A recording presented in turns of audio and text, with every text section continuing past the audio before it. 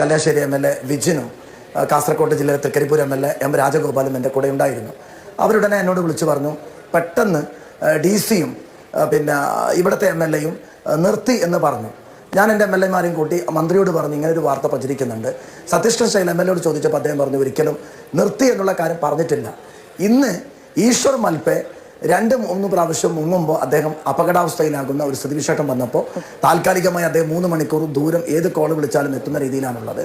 വെള്ളത്തിൻ്റെ ആ ഒരു വേഗത കുറയുന്നില്ല. മനുഷ്യ സഹജമായി ഒന്നും ചെയ്യാൻ പറ്റാത്തൊരവസ്ഥയിലേക്ക് നിൽക്കുകയാണ്. മറ്റുള്ള കാര്യങ്ങളെക്കുറിച്ച് ആലോചിക്കുന്നുണ്ട്. നാളെ വീണ്ടും തെരച്ചിൽ തുടരുന്നുണ്ട്. ആർമിയും അതോടൊപ്പം നേവിയും SDRF-ഉം NDRF-ഉം ഇവിടെ സജീവമായി നിൽക്കുന്നുണ്ട്.